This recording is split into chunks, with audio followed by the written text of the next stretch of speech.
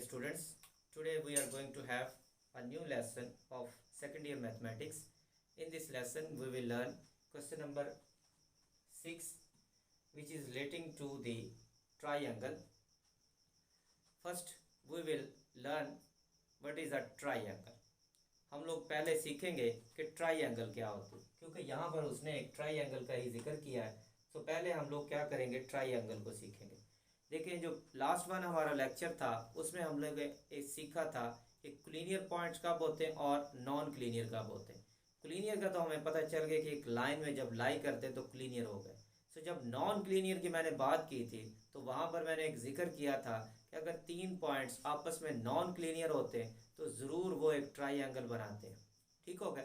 अब जब ट्राइंगल बनाते हैं तो ट्राइंगल की आगे हम लोग टाइप्स को पढ़ेंगे।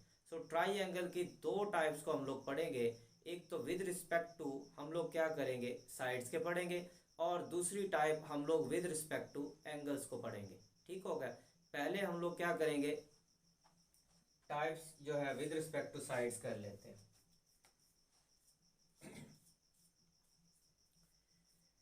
ट्राइंगल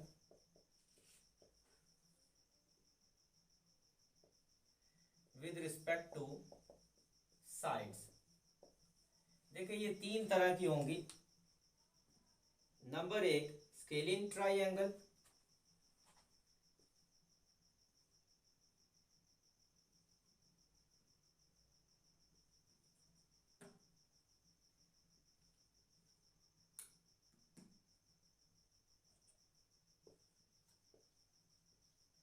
दूसरी जो हमारे पास ट्राइंगल होगी उसको आइसोसेलेस ट्राइंगल कहते हैं।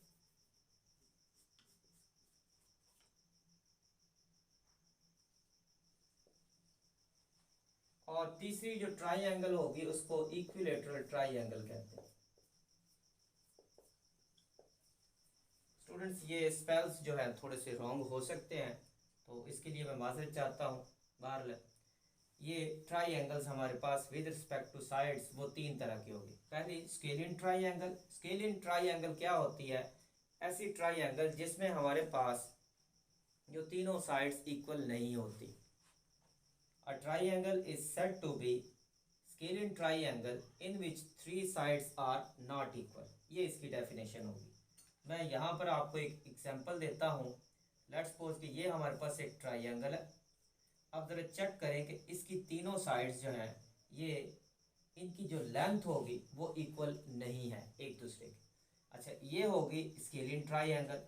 इसी तरह एक आइसोसेलेस ट्राइंगल। आइसोसेलेस ट्राइंगल हमारे पास जो होती है, ऐसी ट्राइंगल होती है जिसकी दो साइड्स इक्वल होती है।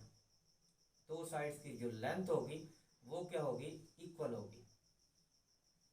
इसको हम लोग कहते हैं आइसोसेलेस ट्राइंगल।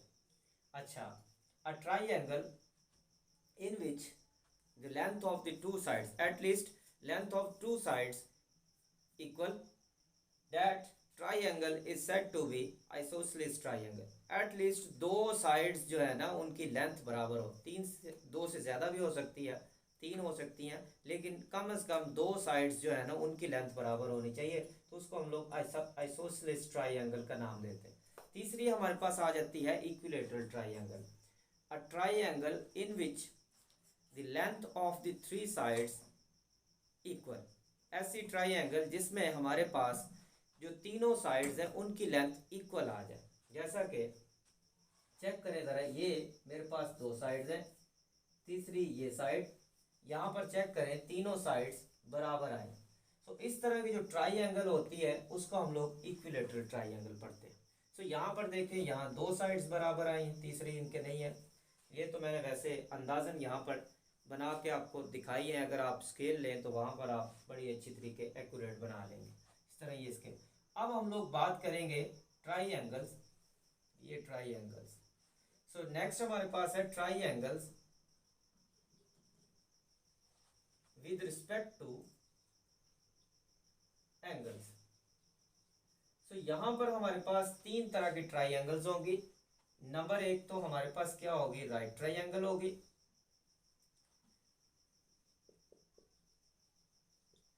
दूसरी हमारे पास होगी अक्यूट ट्राइंगल होगी।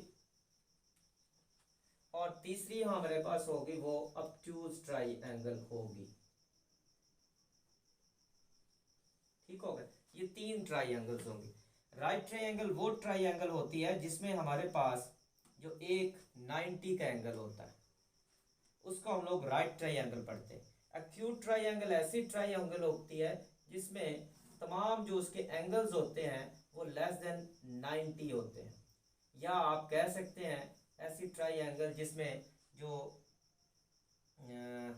तमाम एंगल्स क्या हो, लेस देन 90 हो, उसको हम लोग एक्यूट कहेंगे। ठीक हो गया। अच्छा, ऑब्ट्यूज ट्राइंगल ऐसी ट्राइंगल होती है जिसमें एक जो एंगल हमारे पास होता है वो ग्रेटर देन 90 होता है। ऐसी ट्राइंगल को हम लोग ऑब्ट्यूज ट्राइंगल पढ़ते हैं। ठीक हो गया। अच्छा, अब जो हमारे पास क्वेश्चन है वो क्वेश्चन है इस राइट ट्राइंगल से रिलेट करता। देखिए जरा, पहले हम लोग इसको रीड करते हैं। Find H such that the points A B and C, ये 3 पॉइंट्स दिए गए हैं, ए दिया, बी दिया और सी में एक ऐसा पॉइंट है एक्स का जो कि अननोन है। ये वाला हम लोगों ने क्या करना है, फाइंड आउट करना। Are the vertices of a right triangle with right angle at vertex A पर क्या है, राइट, यानी कि ए यहाँ पर हमारे पास है, बाकी इनका हम लोग कोई भी नाम दे सकते हैं इन दोनों वर्टिसेस को। ये ए यहाँ पर है, बी सी यहाँ कर लो, ये बी यहाँ कर लो, सी यहाँ कर लो, इट डजेंट मैटर। ठीक हो गया। अब हम लोग क्या करते हैं, इसको सॉल्व करते हैं।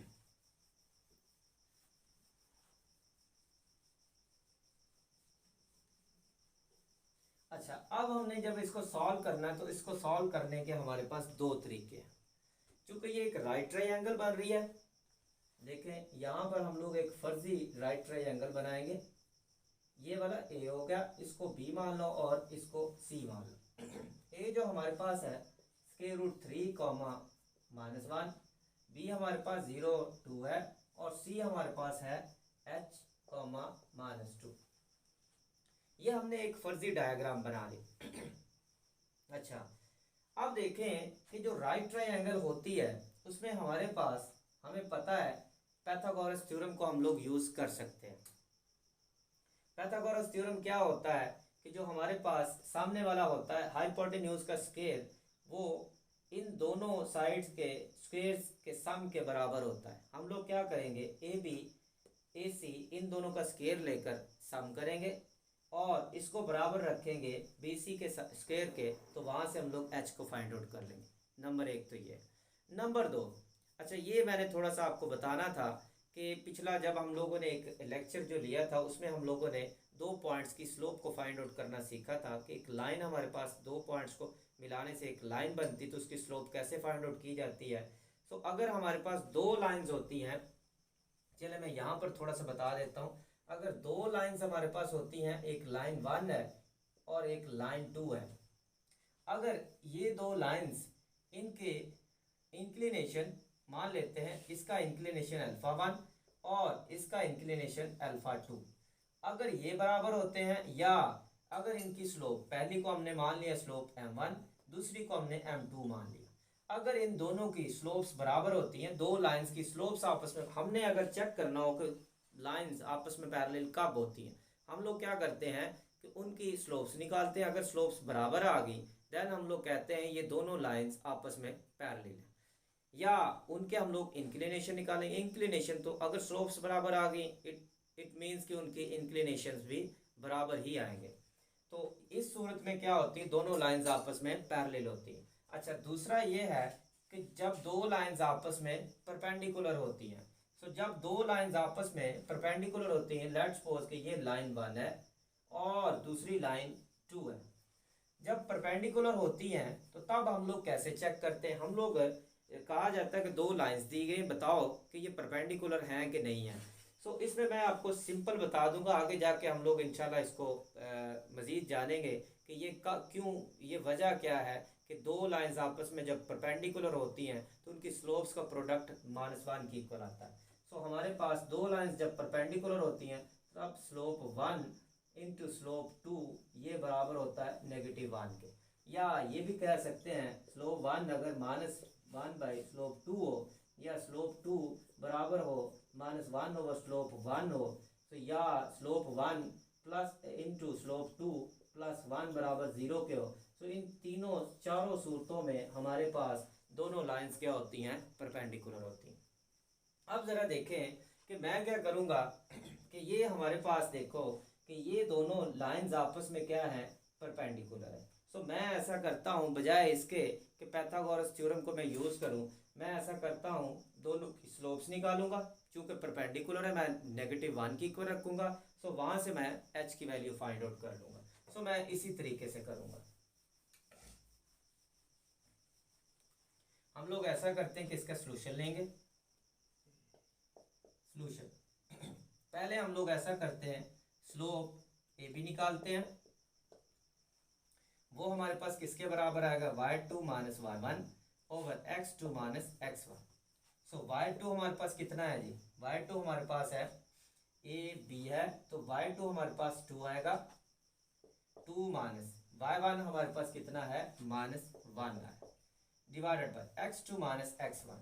तो ये आया 0 divided by 0 minus square root में 3, तो ये आ जाएगा माइनस माइनस प्लस होगा, तो ये 3 बन जाएगा, 3 divided by square root negative square root 3। अब ये 3 है, ये स्क्वायर रूट 3 है, तो इसकी ये तो या तो फिर रैशनलाइज कर ले, क्योंकि नीचे अगर इरेशनल होता तो उसको रैशनल बनाने के लिए हम लोग क्या करते हैं, उसी नंबर के साथ हम लोग क्या करते हैं, रैशनलाइज कर देते हैं। एक तो ये तरीका, या देखें इसकी पावर कितनी 1 है, इसकी 1/2 है, तो दोनों ही 3 है, तो 1 में से 1/2 निकाल दे, तो ये हमारे पास क्या होगा, 2 माइनस 1, तो ये 1/2, यानी कि ऊपर हमारे पास बच जाएगा, ये आ जाएगा नेगेटिव स्क्वायर रूट 3 आ गया। ये स्लोप हमारे पास ए बी आ गई। इसी तरह दूसरी स्लोप हमारे पास क्या आएगी, ए सी, क्योंकि ये दोनों ही परपेंडिकुलर लाइंस हैं, इसीलिए इनकी स्लोप्स निकालेंगे, बाकी की कोई ज़रूरत नहीं। तो slope A C will be equal to again y2 minus y1 over x2 minus x1। तो हम लोग इसमें पुट करते हैं वैल्यूज़ को, तो ये आ जाएगा हमारे पास slope A C will be equal to y2 minus y1, A C है तो y2 minus y1 -2 minus into -1, इस तरह x2 माइनस x1, तो ये आ जाएगा h माइनस स्क्वायर रूट 3। याद रखिएगा जो y का आप पहला जो कोऑर्डिनेट लेते हैं उस हिसाब से x वाला भी नीचे आपने, अगर पहले y1 माइनस y2 करते तो नीचे x1 माइनस x2 करेंगे। इसी तरह अगर y2 माइनस y1 करते हैं तो नीचे आप x2 माइनस x1 करेंगे। तो ये वाला हमारे पास आ जाएगा slope A C will be equals to, negative negative positive हो जाएगा, तो ये -2 प्लस 1, तो ये -1 divided by h minus square root 3 है। तो ये हमारे पास स्लोप आ गई ए सी। अब हम लोग क्या करेंगे, यहां लिखेंगे as line A B and line A C are perpendicular,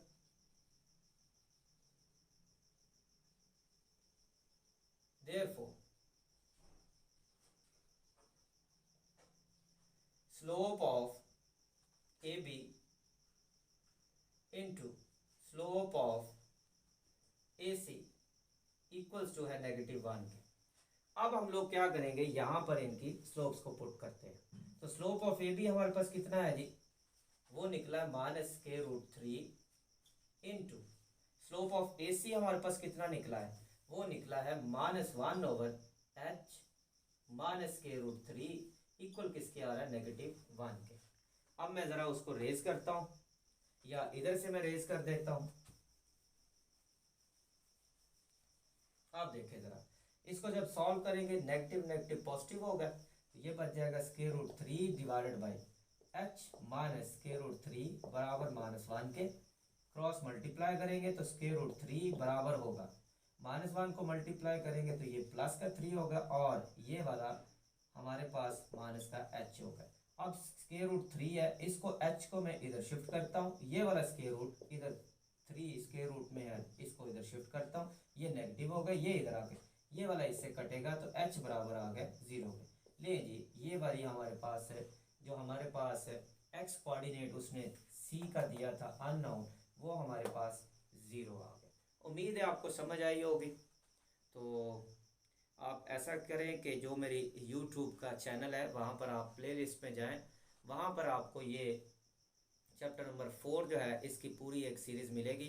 तो इसलिए ये तमाम आप वीडियोस को देखें। मैं सारा जो काम कर रहा हूँ सिर्फ़ और सिर्फ आप लोगों के लिए कर रहा हूँ ताकि आपको आसानी हो, आपको कहीं जाना ना पड़े। उम्मीद है आप लोग इसको वॉच करेंगे और इससे फ़ायदा उठाएंगे।